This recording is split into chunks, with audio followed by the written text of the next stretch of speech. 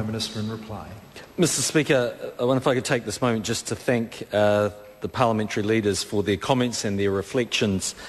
I often think at times like this that words are just hopelessly inadequate to reflect the pain and the stress and the suffering that the people of Canterbury are going through.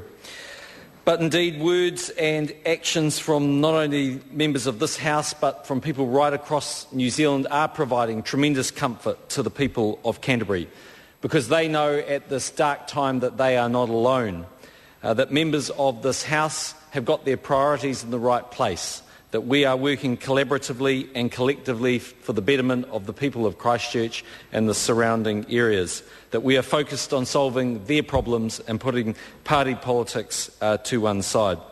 Mr Speaker, we have heard from a number of the leaders this afternoon stories which reflect the very human face of this natural disaster. In my own case, there are two stories that I will remember. The first was when I got a text message from my sister at 4:41 on Saturday morning. It was a rather foreboding text for which I knew there would be quite a major problem in Canterbury from that point on.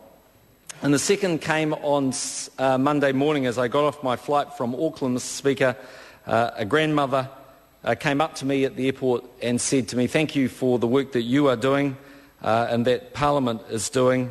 I'm going to Christchurch because my 5-year-old grandchild is terrified and can't sleep." And in the end, when we put back together the houses and the roads and the sewage systems and the schools and the broken businesses, what will be left, Mr Speaker, are a lot of people who live in Canterbury who genuinely are fearful of the experience that they've gone through and what it means for them. And we must encourage all of them to recognise the trauma that they are suffering, the experience that they have gone through, and not to be afraid to reach out and to seek support from the agencies and from their families and from their friends, and not to be afraid to speak of their concerns that they most naturally have and are experiencing. Mr Speaker, I wonder if I could just take one final moment to acknowledge the notice of motion that my parliamentary colleague Mr Joyce is going to give in a moment around the other disaster that took place on Saturday, and that was the loss of 9 lives at Fox Glacier. Mr Speaker, Fox is a very small community. It will feel those losses very personally.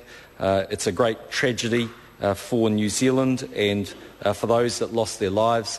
4 of those who perished on that day came from overseas. All of them were under 30 and all of them were young.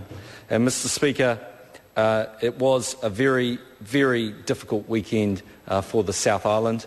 Our thoughts, our hearts and our prayers go to the people of the South Island. The Honourable